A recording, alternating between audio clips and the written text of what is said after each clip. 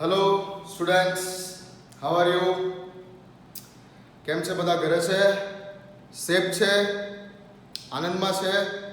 Okay, ચાલો તો start કરીએ છીએ. આજે આપણે બેઝિક ફિઝિક્સ જે આપણો સબ્જેક્ટ છે એમાં chapter number 2 static and current electricity AYD કોર્સમાં તરફથી આજે ઓનલાઈન વિડીયો ચાલી રહેલા છે એને બધાએ સિરિયસલી લઈ અને મહેનત ચાલુ રાખવી. એક્ઝામ યોજાવાની જ છે. આજ રોજ પણ ડિક્લેર થયું છે, ન્યૂઝમાં તમે જોયું હશે કે લોકડાઉન બાદ તરત જ યુજીસીની ગાઈડલાઈન પ્રમાણે દરેક યુનિવર્સિટીએ એક્ઝામ તો લેવાની જ છે.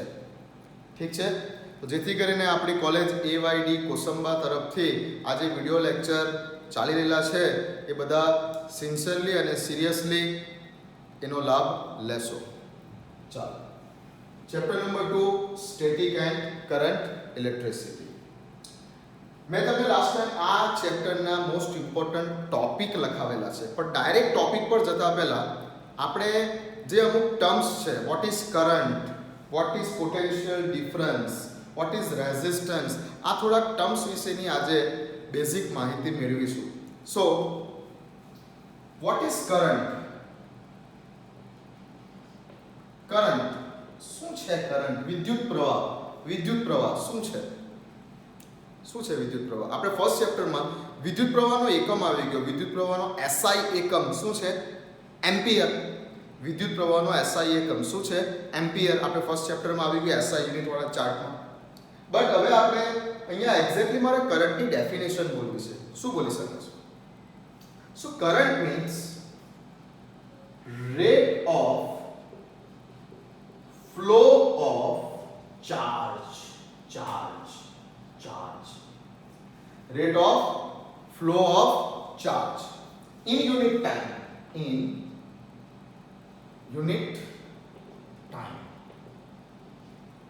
The rate of flow of charge, કોઈ પણ charge, positive charge, negative charge, કંઈ પણ અમુક ચોક્કસ સમયમાં કેટલો ચાર્જ, કેટલો વીજભાર,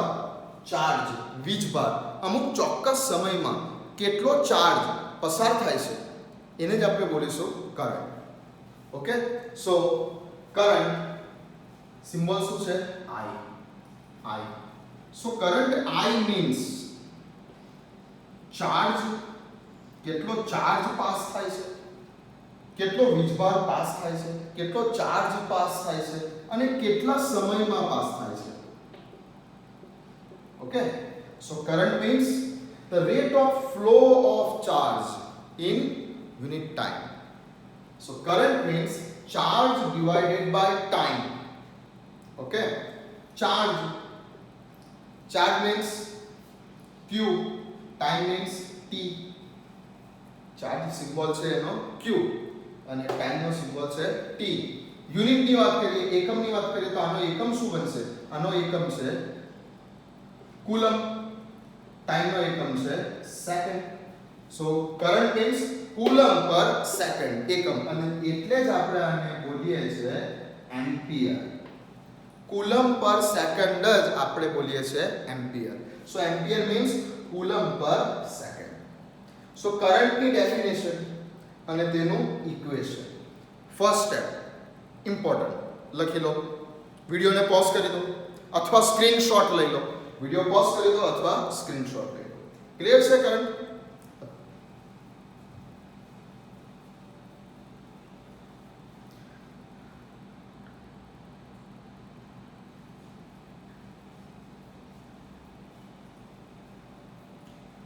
ચાલો, ઓકે. બીજું એક આની અંદર એક ઇમ્પોર્ટન્ટ ટોપિક આ છે. સપોઝ કે આ કોઈ મટીરીયલ છે, મટીરીયલના પોઈન્ટ્સ હું તમને કહી દઉં છું કે આ બાજુના એન્ડને આપણે A બોલીએ, આ બાજુના એન્ડને આપણે B બોલીએ. ઓકે છે? સપોઝ કે આ A થી B તરફ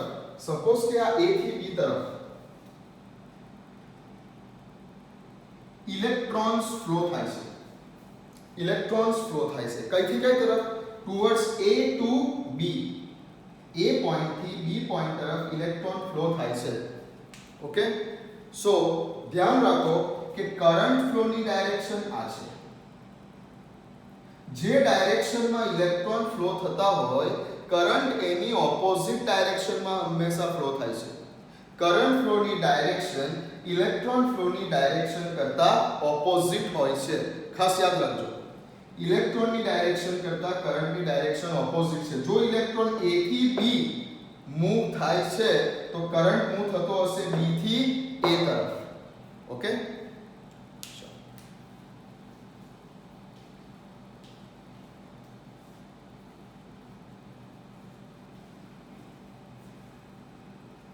તો વાત થઈ, અત્યારે આપણે આ વાત કરી કરંટની.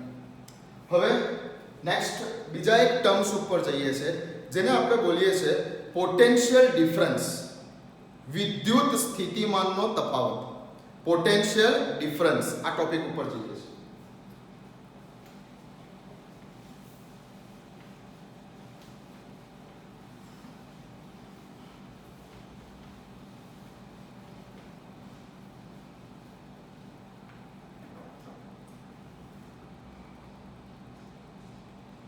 પોટેન્શિયલ ડિફરન્સ, વિદ્યુત સ્થિતિમાનનો તફાવત, શોર્ટમાં PD લખીશું. PD. નાઉ હવે હું તમને એક વાત પૂછું કે જો હું વાત કરું હીટની, હીટ, ઉષ્મા, ગરમી, હીટ, ગરમી, હીટ, તો આ જે હીટ છે એ હીટ કઈ ડાયરેક્શનમાં ફ્લો થાય? હીટની ફ્લો થવાની ડાયરેક્શન કેવી હોય? હીટ હંમેશા ગરમ છેડા તરફથી ઠંડા છેડા તરફ ફ્લો થાય. હીટ હંમેશા ગરમ છેડા તરફથી ઠંડા છેડા તરફ ફ્લો થાય. તમારી પાસે એક લોખંડનો સળિયો છે. આ લોખંડના સળિયાને તમે આ જગ્યા ઉપર બર્નર લગાવીને ગરમ કરો છો. ઠીક છે? આ પોઈન્ટને કહી દઉં છું હું X પોઈન્ટ, આ પોઈન્ટને હું કહી દઉં છું Y પોઈન્ટ. હવે તમે આ સળિયાને આમ પકડેલો છે, સળિયો અહીંયા ગરમ થાય છે, આ છેડો ધીમે ધીમે ગરમ થવાનો, અને હવે જે હીટ છે એ હીટનો ફ્લો સ્ટાર્ટ થશે y થી x તરફ. તો ધીમે ધીમે તમને શરૂઆતમાં આ બાજુનો ભાગ કેવો છે? ઠંડો છે.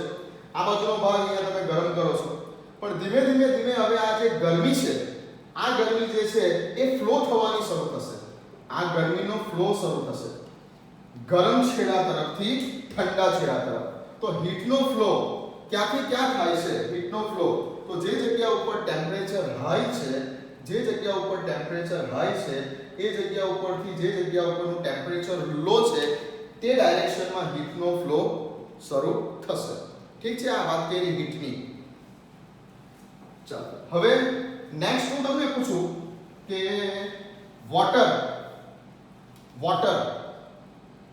વોટરનો ફ્લો કઈ રીતે થતો હશે? તો ઘરોમાં ઉપર આપણી ટાંકી છે, દરેક ઘરમાં ઉપર આપણી પાસે ટાંકી છે, અને પાણી ઉપરથી નીચે આવી રહેલું છે. તો જે પાણીનો જે ફ્લો છે, ઉપરથી નીચે આવવાનો ફ્લો કઈ રીતે થાય છે? તો હાઈટ, વધારે ઊંચાઈ પરથી લો હાઈટ, વધારે ઊંચાઈ પરથી નીચે વોટરનો ફ્લો આવશે. તો જેવી રીતે હીટ જે છે એ હાઈ ટેમ્પરેચરથી લો ટેમ્પરેચર ઉપર ફ્લો થાય છે. જેવી રીતે વોટર છે એ ઊંચી ઊંચાઈ પરથી, વધારે હાઈટ ઉપરથી ઓછી ઊંચાઈ ઉપર ફ્લો થાય છે. એવી રીતે હવે આપણે વાત કરવાની છે કરંટ. તો કરંટને ફ્લો થવા માટે શું જોઈએ? હીટને ફ્લો થવા માટે ટેમ્પરેચરનો ડિફરન્સ છે. વોટરને ફ્લો થવા માટે હાઈટનો ડિફરન્સ છે. ઠીક છે? તો જે આ કરંટ કરંટને ફ્લો થવા માટે કયું ફેક્ટર જોઈશે? કરંટને ફ્લો થવા માટે જે ફેક્ટર છે, જે ડિફરન્સ જોઈએ છે, એને બોલાય છે પોટેન્શિયલ ડિફરન્સ. સમજા? વોટરને ફ્લો થવા માટે જોઈએ છે હાઇટનો ડિફરન્સ. હીટને ફ્લો થવા માટે જોઈએ છે ટેમ્પરેચરનો ડિફરન્સ. તો કરંટને ફ્લો થવા માટે જોઈએ છે પોટેન્શિયલનો ડિફરન્સ. હવે આ શું છે? આ ટર્મ્સ જે છે પોટેન્શિયલ ડિફરન્સ એ શું છે? તો પોટેન્શિયલ ડિફરન્સ આપણને સમજીશું unit positive charge. Unit positive charge ઉપરથી આપણે આ ટર્મ્સને સમજીશું. Unit suppose 1 unit positive plus અને charge c coulomb. c for coulomb.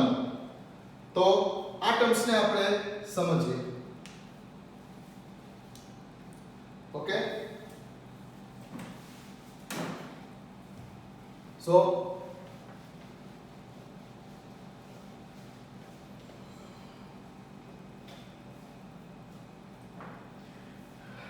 point A and point B. મારે A પોઈન્ટ ઉપરથી B પોઈન્ટ ઉપર +1 કુલમ ચાર્જને ટ્રાન્સફર કરવો છે, લઈ જવો છે.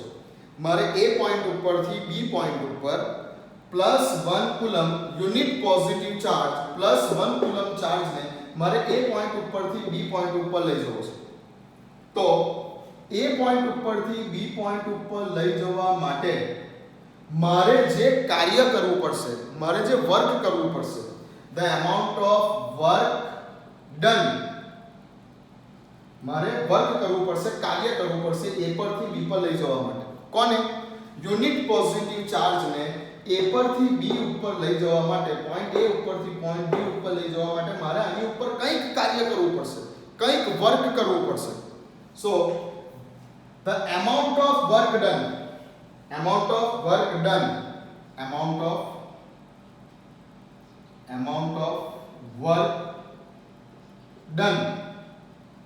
in moving unit positive charge, unit positive charge.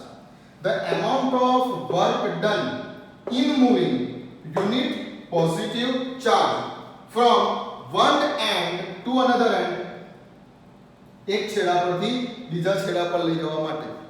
The amount of work done in moving unit positive charge from one end to another end, that is called potential difference. Potential difference ની definition શું છે? વ્યાખ્યા. So the amount of work is done in moving unit positive charge from one end to another end, that is called potential difference. Okay, now potential difference means એનું equation શું બનશે? So potential difference means work done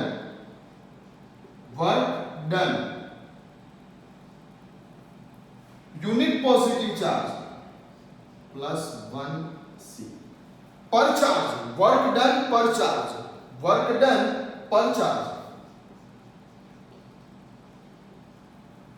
એક કુલમને એક જગ્યા પરથી બીજી જગ્યા ઉપર લઈ જવા માટે કરવા પડતા કાર્યને પોટેન્શિયલ ડિફરન્સ બોલીશું. તો અહીંયા એક કુલમ માટે છે એટલે આપણે બોલી શકીએ છીએ પર charge. So potential difference means work done divided by charge. Work નો સિમ્બોલ શું છે? W. ચાર્જ નો સિમ્બોલ શું છે? Q. વર્ક નો યુનિટ શું છે? જૂલ. ચાર્જ નો યુનિટ શું છે? કુલમ. તો યુનિટ શું બને છે? પોટેન્શિયલ ડિફરન્સ નો યુનિટ શું બને છે? જૂલ ડિવાઇડેડ બાય કુલમ, જેને જ હવે આપણે બોલીશું volt. So volt means what? Joule per coulomb. Clear? લખી લો, વિડિયો પોઝ કરી લો, સ્ક્રીનશોટ લઈ લો અને લખી લો. આપણે આગળ જઈએ.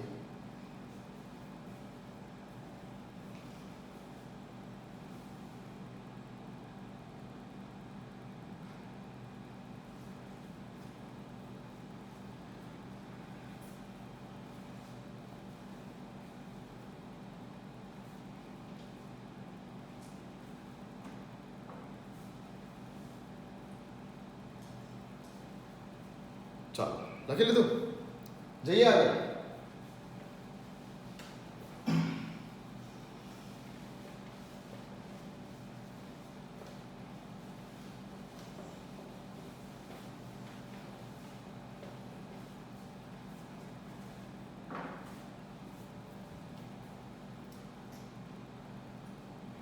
चलो एक नानो एग्जांपल, एक शॉर्ट क्वेश्चन, एक एमसीक्यू, एक नानो एक एग्जांपल આના ઉપરથી આપણે લઈએ.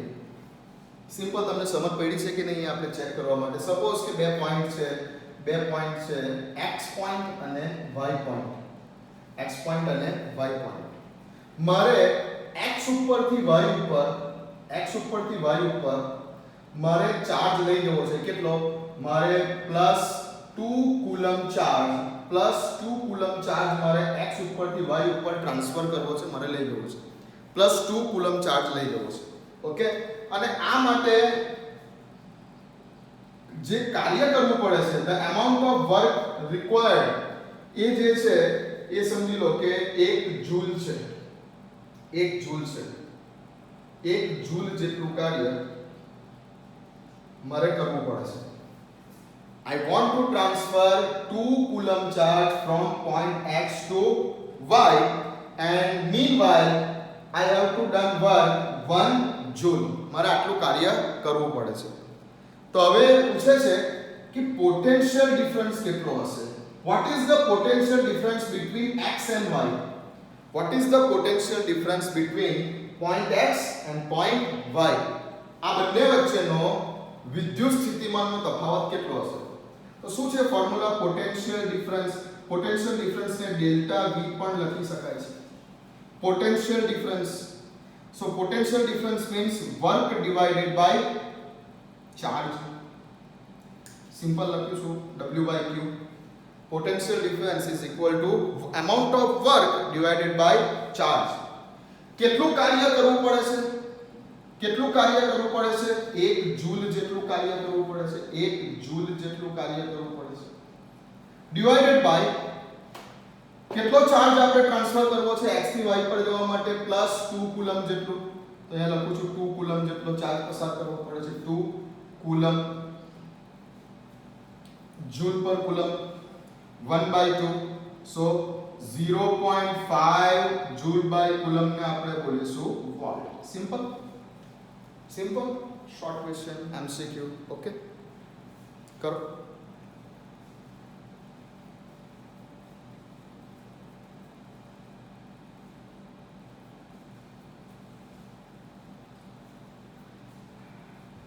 ચાલો, થઈ ગયું. બીજો એક આપણે લઈએ છે આ જ રીતનું.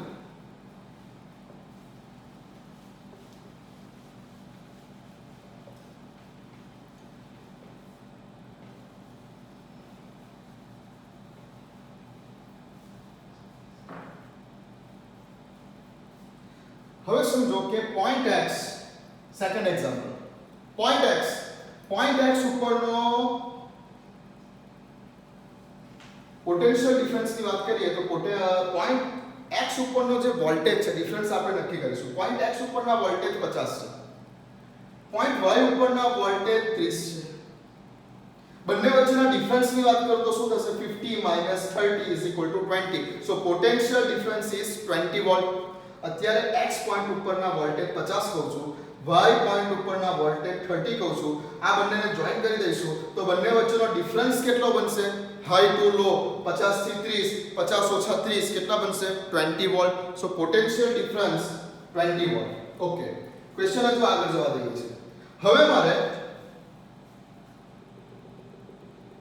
x પોઈન્ટ ઉપરથી y પોઈન્ટ ઉપર, x થી y ઉપર +2 કુલમ ચાર્જને પાસ થવા દેવો છે, પસાર કરવો છે. x ઉપરથી y ઉપર લઈ જવો છે. કેટલો ચાર્જ? +2 કુલમ જેટલો ચાર્જ લઈ જવો છે. +2 કુલમ. તો મને એવું પૂછ્યું છે કે how many amount of work is done here? How many amount of work is done here to transfer +2 coulomb charge from this point to this point? 2 coulomb ચાર્જને મારે x પોઈન્ટ ઉપરથી y પોઈન્ટ ઉપર લઈ જવો છે, તો મારે કેટલું કાર્ય કરવું પડશે? ઓકે, તો પોટેન્શિયલ ડિફરન્સ કેટલો 50 minus 30 is equal to 20 volt. 50 minus 30. Now Q is a plus 2 coulomb and I have to find out the amount of work which is done. So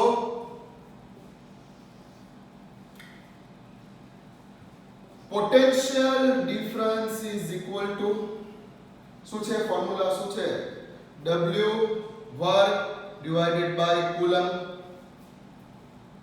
Potential difference is 20 volt. W find કરવાના છે. Q ની value છે 2 coulomb. Cross multiply થશે આને ઉપર લઈ જઈશું. 20 volt multiplied by 2 coulomb is equal to work. Now volt means what? Volt means joule per coulomb. 20 joule per coulomb multiplied by 2 coulomb is equal to work is done. Now શું કરીશું બોલો coulomb cancel. 20 is multiplied by 2 40, so 40 coulomb cancel શું બાકી રહ્યું છે joule. 40 joule is work done. 40 joule જેટલું કાર્ય કરવું પડશે. Okay, work is done 40 joule. તો આ એક ટર્મ્સ આપણે હમણાં શીખા પોટેન્શિયલ ડિફરન્સ. ડાયરેક્ટલી હું તમને ઓહમના નિયમ ઉપર કે ઓહમ્સ લો ઉપર નહીં લઈ જઈશું. પહેલા એની અંદર જે ટર્મ્સ આવે છે કે કરંટ, તો કરંટ શું છે? What is current? The rate of flow of charge. Rate of flow of charge in unit time, that is current. So current means charge divided by time. Now potential difference. So potential difference શું છે તેની exactly concept clear હોવો જોઈએ. Potential difference means the amount of work done in moving one unit positive charge from one end to another end. કોઈપણ વાહકના, કોઈપણ ઇન્સ્યુલેટરના, કોઈપણ પદાર્થના એક છેડા ઉપરથી બીજા છેડા ઉપર યુનિટ પોઝિટિવ ચાર્જને ટ્રાન્સફર કરવા માટે એના ઉપર જેટલું કામ કરવું પડે છે, એના ઉપર જેટલું કાર્ય કરવું પડે છે, એને આપણે બોલીશું પોટેન્શિયલ ડિફરન્સ. ઓકે છે, લખી લો.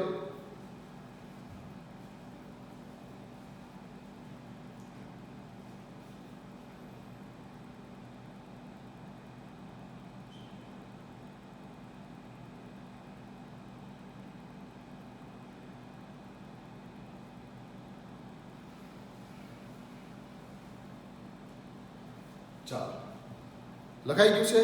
જઈએ આગળ.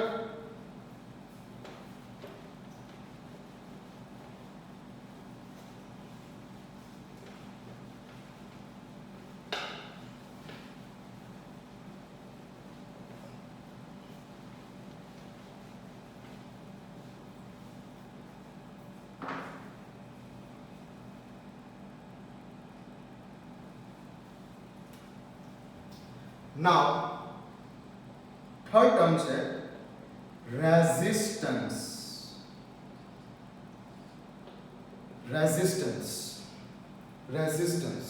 અવરોધ.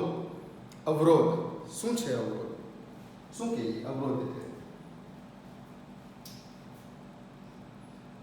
the property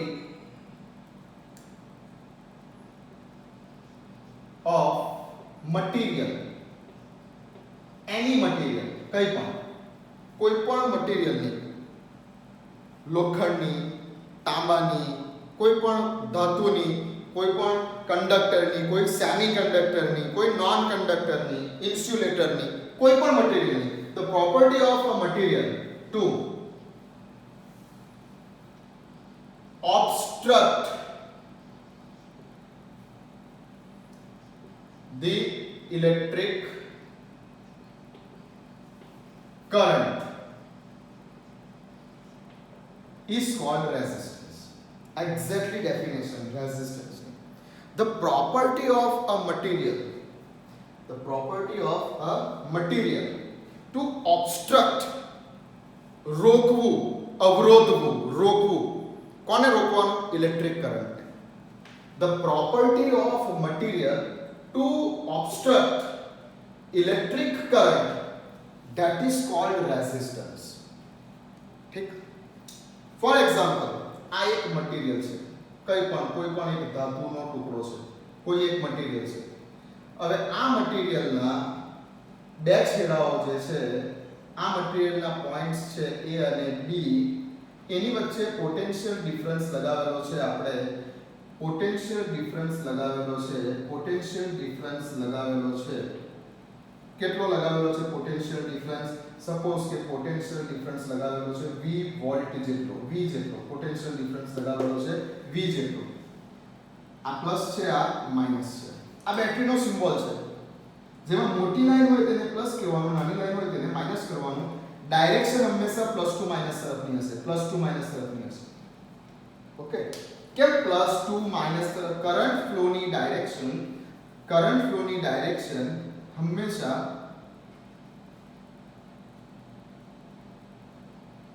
plus two minus તરફની હશે. કેમ પ્લસ ટુ માઈનસ તરફની હશે? કેમ કે મેં તમને અત્યારે જ કીધું, સપોઝ યાદ કરાવો, આ પ્લસ છે, આ માઈનસ છે. હવે જે કોઈ પણ ઇલેક્ટ્રોન્સ છે એ ઇલેક્ટ્રોનનો ચાર્જ કેવો છે? નેગેટિવ. હવે ઇલેક્ટ્રોન નેગેટિવ ચાર્જ છે, એટલે નેગેટિવ ચાર્જ ધરાવતા ઇલેક્ટ્રોન કોની તરફ ભાગતા હશે? પ્લસ ચાર્જ તરફ ભાગતા હશે. નેગેટિવ ચાર્જ ધરાવતા ઇલેક્ટ્રોન કોની તરફ ભાગતા હશે? પ્લસ ચાર્જ તરફ ભાગતા હશે. ઠીક છે.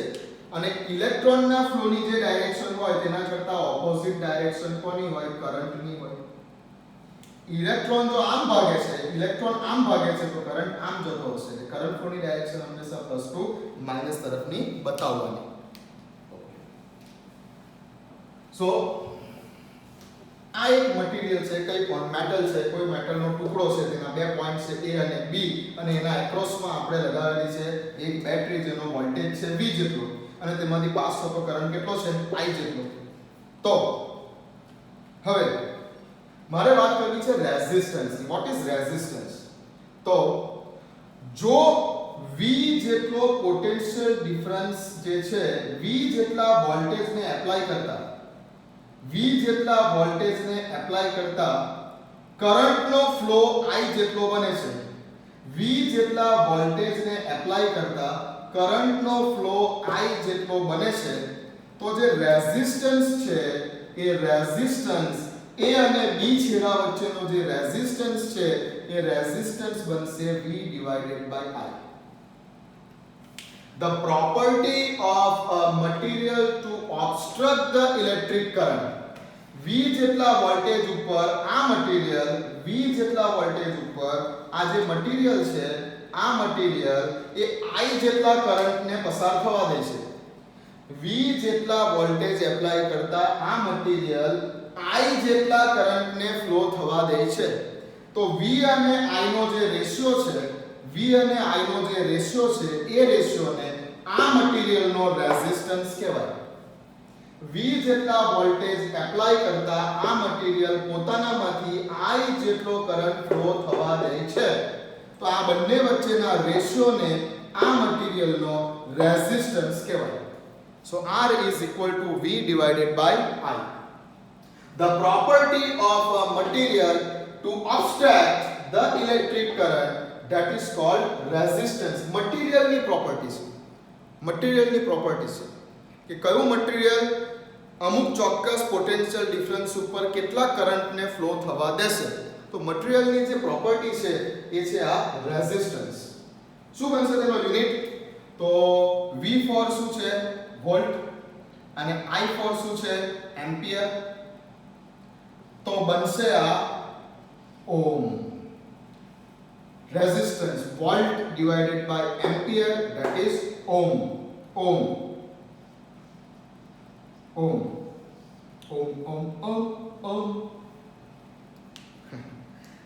રેઝિસ્ટન્સ એનું સૂત્ર છે V ડિવાઇડેડ બાય I, એનો યુનિટ છે ઓમ. ઓકે, તો રેઝિસ્ટન્સ નો યુનિટ ઓમ શોર્ટ ક્વેશ્ચન માટે યાદ રાખો અને આ એની કમ્પ્લીટ ડેફિનેશન છે રેઝિસ્ટન્સ. હવે આપણે અહીંયાથી આગળ જઈ શકીશું. આપણે ટર્મ્સ સમજી ગયા, બધા કરંટ વિશે સમજી ગયા, બધા પોટેન્શિયલ ડિફરન્સ એટલે કે વોલ્ટેજ વિશે સમજી ગયા અને બધા રેઝિસ્ટન્સ વિશે સમજી ગયા. રેઝિસ્ટન્સ શું છે તે સમજી ગયા. તો જો તમને હવે આ ત્રણ ટર્મ્સ વિશે સમજ પડી કે કરંટ શું છે, વોલ્ટેજ એટલે કે પોટેન્શિયલ ડિફરન્સ શું છે અને રેઝિસ્ટન્સ શું છે, તો હવે આપણે અહીંયાથી આગળ જઈશું ઓહ્મ્સ લો ઉપર. એક્ચ્યુઅલી ઓહ્મ્સ લો પણ આ છે, આની અંદર જે આવે છે એવું જ કંઈક ઓહ્મ્સ લો ની અંદર બી આપણે કહેવાનું છે, પણ એ હવે આપણે નેક્સ્ટ વિડીયોમાં. ત્યાં સુધી આ ત્રણ કોન્સેપ્ટને બરાબર વાંચી લેવાનું છે. હવે આના પછી બુકમાંથી વાંચવાનું શરૂ કરવાનું છે અને આ જે નોટ્સ છે તે લખી દેવાની છે. ઠીક છે, નેક્સ્ટ વિડીયોમાં મળીશું.